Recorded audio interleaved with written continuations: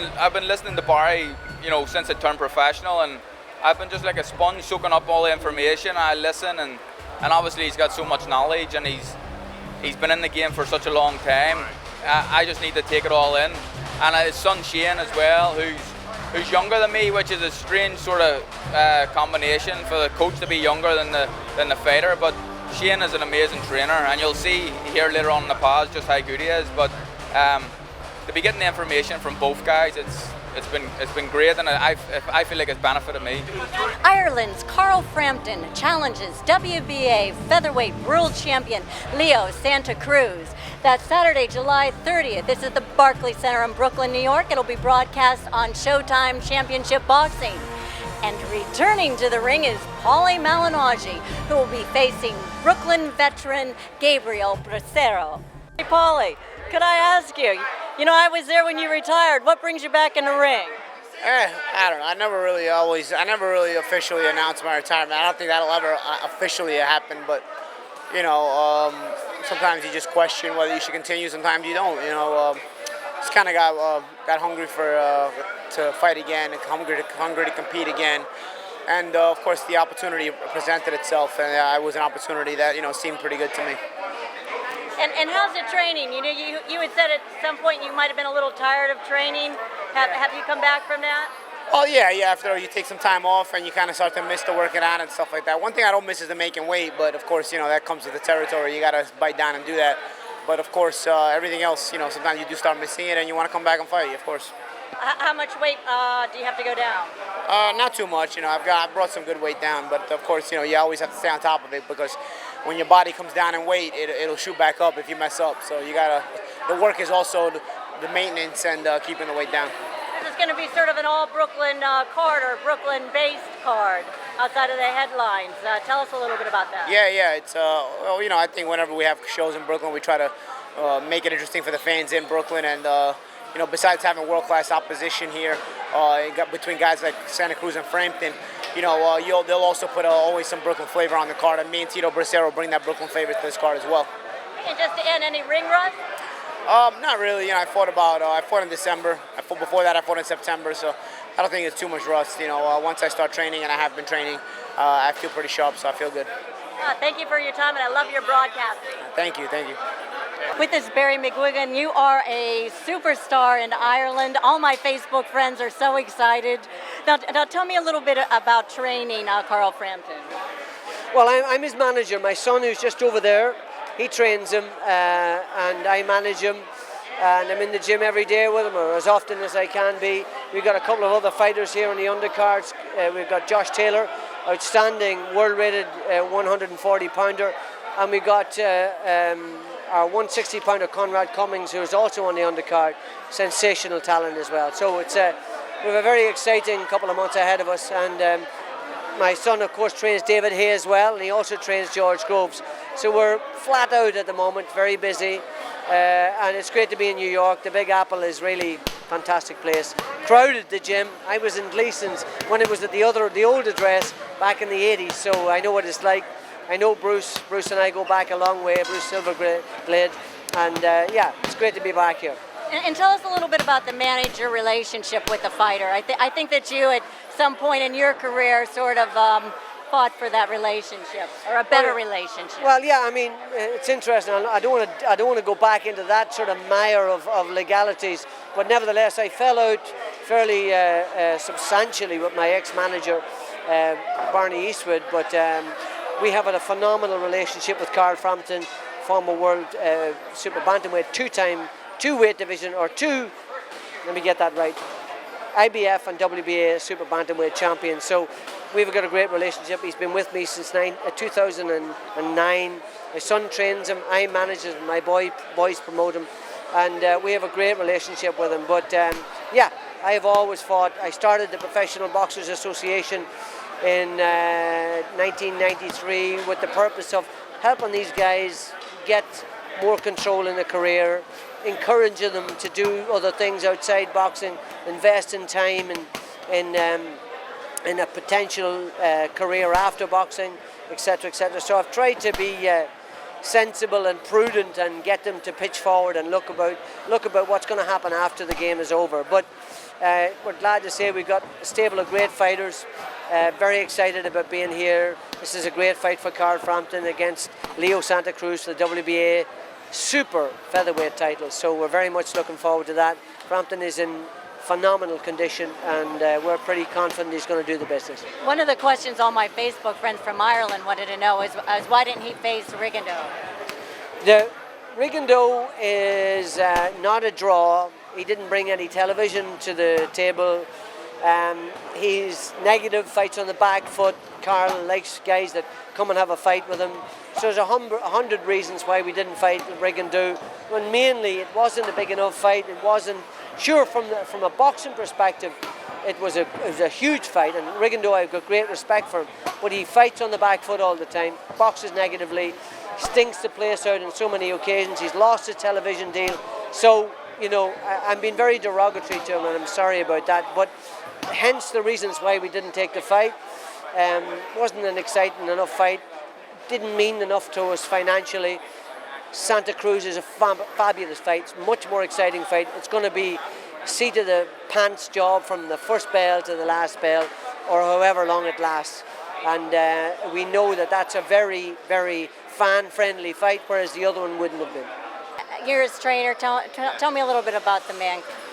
Yeah, he's a phenomenal fighter. I've been working with Carl. We were amateurs together, so we boxed in a couple of tournaments together and got friendly from then. So my dad started managing him and taking him on, and I started training him about 6.5 years ago. So it's been a great journey so far. To be out here in Brooklyn headlining the show is phenomenal. So, you know, we're really happy, and I think this could be his best performance. This could be his career best performance. Leo Santa Cruz is stars make fights, and the two of those stars are going to gel and make a super fight. And going up on the weight, do you think that'll affect him at all? Or? No, I think he's naturally. I mean, when he was an amateur at 21, he was a 126 pounder. We went down to 122 pounds because, you know, he was quite small and he was able to do it. So, but as his body, he's now 29 years of age. He's naturally filled out. 122 was becoming a bit of a struggle, and we were. As he said, he wasn't enjoying boxing. He was getting in the gym just to make the weight rather than actually working on technique and skill. And this camp for me has been a lot more enjoyable than the last ones at 122 because he's not as grumpy. And talk about work rate. Work rate, yeah, he works non-stop. I mean, we've been going 25, 30 minutes. His engine's phenomenal, but you know, that's something that Leo Santa Cruz has got as well. He's a great engine. So the two of those guys are going to be meeting head on, and they both punch hard. Both punch, you know, lots of volume punches. Carl's a little bit more of a slickster than him, but you know, Leo Santa Cruz walks forward and he makes people work all the time. So it's going to be a phenomenal fight. I'm really excited. And a prediction? A win, yeah. I think a win. I don't know if there's going to be a knockout. I think they're two very skillful guys. I don't think either of them will get the knockout. But I think Carl's got the better boxing ability and better all-rounder. So I think we're going to win this one. Yeah, I boxed at 140, light welterweight or super lightweight. I don't have an opponent as yet, so but I'm not too bothered. Whoever's put in front of me, it doesn't matter. Are you also managed? By Barry, yeah, also managed by Barry, yeah. Trained by Shane as well, yeah. And tell me about your manager and tell me about your training. Yeah, training's going great. You know, I'm getting great sparring over in London. The last 3.5 weeks over here, going to get some good sparring here as well. Ready to fight, so yeah, it's going to be great, yeah. And under the management of Barry, who's also been there and done it all before, world champion, you know, so it's, I'm getting good guidance as well, yeah. And what's your record? 5-0, yeah. How many rounds is your fight going to be? I'm not too sure. Hopefully not too long. Okay. And just tell me about coming here to New York. Oh, it's great. I mean, this is the first time I've been here, so we've been down to Brooklyn Bridge this morning, you know, getting to see it and just taking in all the sights. It's brilliant, you know. Kind of pinching myself that I'm in New York City, so yeah, it's good. Yeah. And you're relatively new to at least this area. Tell us a little bit about your style. My style, I'm tall, rangy, southpaw. I can box on the back foot, I can box going forward. I can fight, I can do it all. And one day I'll be here, that'll be my face up on the Barclays Center fighting for a world title. Yeah. Well, good luck, and say a shout out to your fans. Yeah, thanks very much, and on to the next one, let's go. Thank you. Cheers. Conrad Cummings from Ireland. 10 fights now, undefeated. I'm on the bill now on the 30th of June, July, sorry. I'm looking forward to it, another step up the ladder. And once again, what weight class are you fighting? Oh, sorry, I'm a 160 middleweight. And do you know who you're fighting in? It's not confirmed. We've got a couple of guys who possibly line up, but it'll be confirmed in the next couple of days. And tell the audience a little bit about your style. Well, my ring nickname is Mr. Dynamite. I'm all action, and you'll see I come fighting it. I come to fight. Typical Irishman. And tell me about being in New York. It's been awesome. I'm enjoying my time here. It's some great scenery, and people are lovely and friendly, very welcoming, and I'm just enjoying the whole experience, and it's been a good time. And your record again? I've 10 fights undefeated. Okay. And tell me about your training. Training, we've been over here 2.5 weeks so far. We've just been acclimatizing, getting used to the heat and just the weather and the humidity, and it's been a great experience. We've been sparring with some local guys, pros and amateurs, and once again, just enjoying it. It's an unbelievable experience. This early stage of my career, to be getting this big this experience. Do your arms ever get fatigued? Of course, your arms get fatigued, your legs get fatigued, but we train to be ready for this, you know, and there's no problem. So you do, of course, you're tired, but it's about dealing with it, adjusting, and getting on with it. Yeah. What do you do when they get fatigued? Is there any type of process or rest? You bite the gum sheet to keep going. And do you want to say a shout out to all your fans? Anyone supports me, thank you. You can follow me on social media, Facebook, Twitter, Instagram at Champ Cummings. Up the Irish. With us we have Daryl Richards, who is a conditioning coach. Now tell me which athletes you're working with. So I work with all the Cyclone fighters, so with Carl Frampton, Conrad Cummings, Josh Taylor, and also with his other fighters from the UK, David Hay and George Groves. And tell us about conditioning. Exactly what do you what's your responsibility? Well, a lot of it's injury prevention, and also it's just to get the it's about getting the benefits of doing some strength training, which they don't get from boxing. So fighters, for example, need to have strong shoulders, strong back, strong legs, you know, to throw punches and take punches. So it's about getting in the work they won't get from boxing alone. And so that's what I do with them in the gym. Is it through exercise or diet or what's your method? It's strength training. So in the gym, lifting weights and a little bit of the main compound movements such as squats, bench pressing, pull-ups, and also a lot of injury prevention work. So, for example, the shoulders take a beating, so we do a lot of restoration and remedial work for them in order to keep them injury-free so that they can box.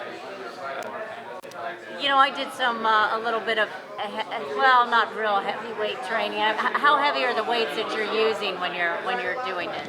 Well, at the start of the camp, they're a little bit lighter while they're getting back into the full swing of things. But as they get closer to a fight, we start to lift a little bit heavier because being strong when they're losing weight is going to benefit them in the ring. So they do lift heavy weights towards the end of the camp, and then we also do some explosive work. So fast contraction work and jumps, med ball throws in order to actualize that kind of strength into power and explosiveness, which again serves them in the ring come fight night. And what's your definition of heavy? How much weight?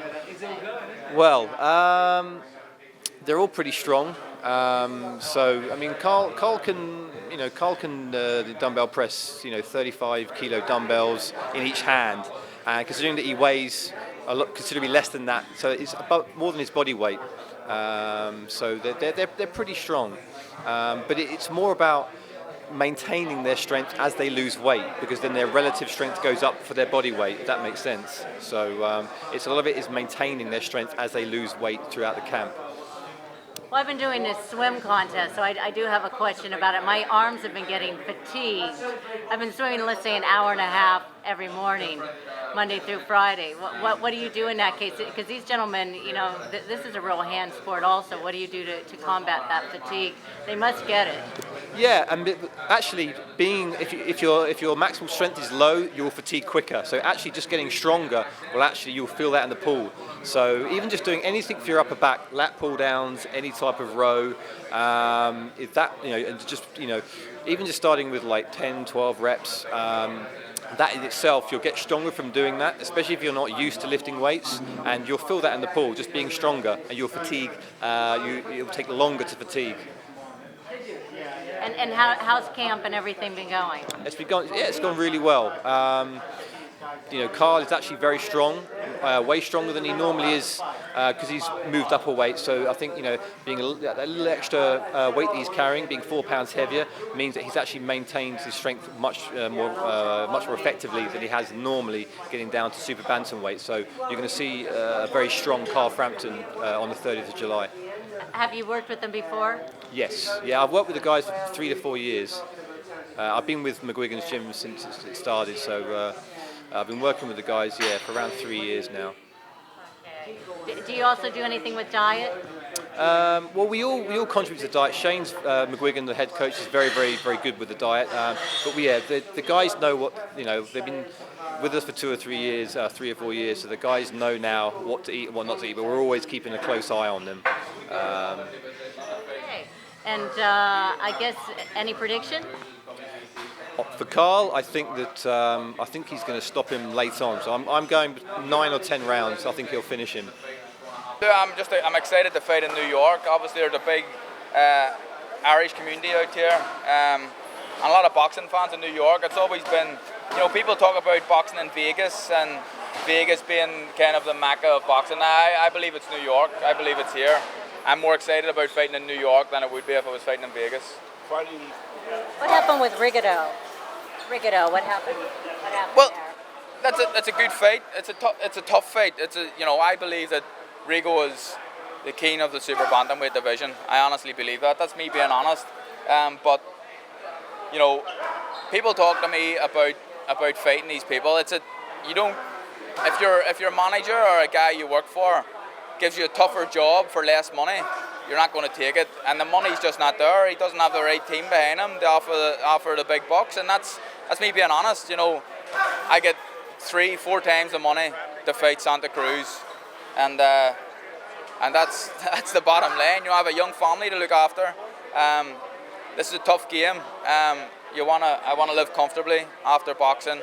I want my family to live comfortably, and that's a simple answer, really. How your nickname? Yeah, it's a hard fight. I train very hard all the time.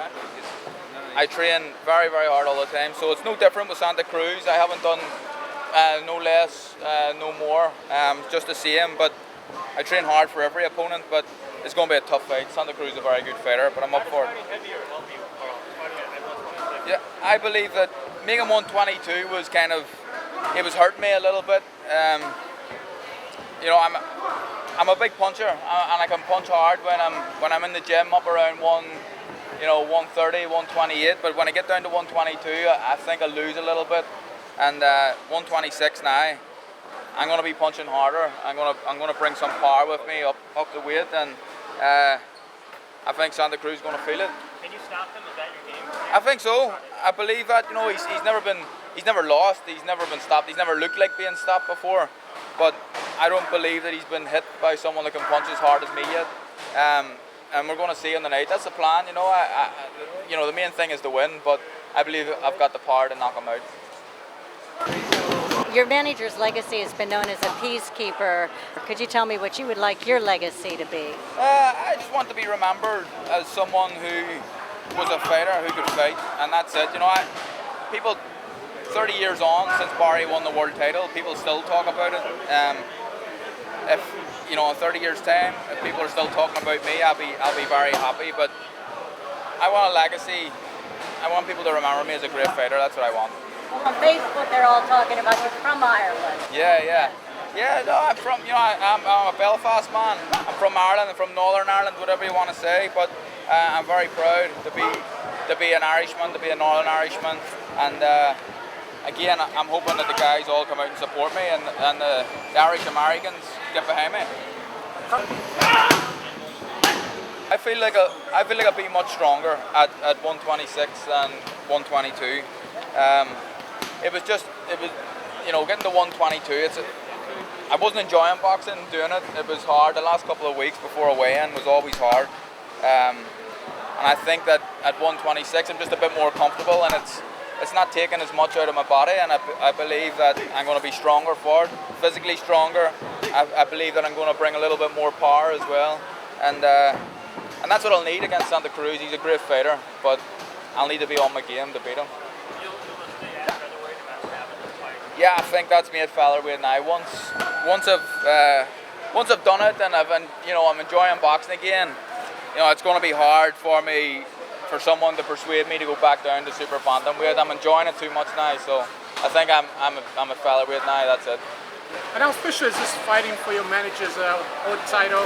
I mean, you're going to be in the US for a long time before the fight. Yeah. Are you doing anything different from other fights? I mean, are you super extra motivated for this? Yeah, well, it's a big fight. I'm motivated for all fights. The fight, my last fight with Scott Quigg wasn't such a big fight here in the States, but in the UK and Ireland it was a huge fight, and I was obviously motivated. But these are the fights that kind of put you on the world stage. Guys like Santa Cruz, and the American public are the people that know boxing, and you want them to sit up and start talking about you and take notice of you. I believe I beat Santa Cruz. That pushes you close to kind of top 10 pound for pound in the world, and I feel like I deserve to be there. And it's a tough fight, don't get me wrong, but I believe that on the night, if I put in the best card Frampton turns up, then I'll win the fight. Have you done anything different for this fight? Just come into America a little bit sooner, that's all. We always try and get sparring partners to replicate the opponent, and we've done that this time. We've got some good sparring in, some big guys making me work hard, they're pushing me around, and that's what you need. That's what you need when you're in against tough opposition, and Santa Cruz is certainly that. Carl, fighting in New York and just fighting in the US, how important is that for your career to develop your name and your brand? Yeah, I without being big-headed or anything, I'm a big enough name in Belfast and Ireland. People know me in the UK as well, obviously, especially boxing fans, but it's important to be recognised in the States. This is where the big fights can be made, and this is where all the great fighters end up fighting, and I want to be remembered as a great fighter. I want to be remembered as someone who's came to America and who's beaten guys and great champions like Leo Santa Cruz. I want people to talk about me when I'm an old man and remember all these nights fondly. You want to face some of the other guys at featherweight. It's a very deep division. Jerry Russell, yeah. Maris, and maybe Lomachenko these days. Yeah.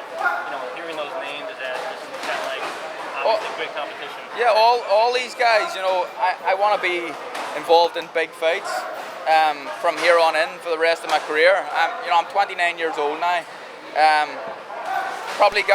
don't want to be boxing much more than 33, 34 if I'm being honest. I probably got a good 10 or 12 fights left in me. But I want them all to be big fights. Selby's a fight that's appealing to me. Obviously being a Welshman and being back home, that could be pretty big. But them all, Lomachenko, Gary Russell's a great fighter.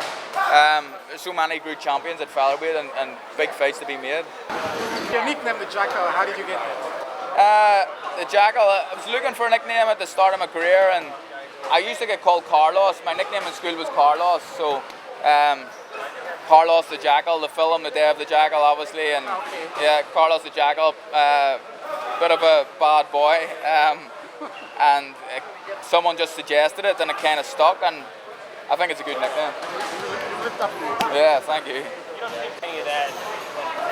Look, he's a good fighter. He's a very good fighter, but I believe that I'm as good, if not better, than him. And on the night, I'm here to win this fight. I'm not just here to turn up. They wanted us to go to LA to do a press conference with Santa Cruz. He wouldn't come to New York, so I'm not going to LA. I'm not here as a tourist. I'm here. I'm taking this serious. I'm here to win.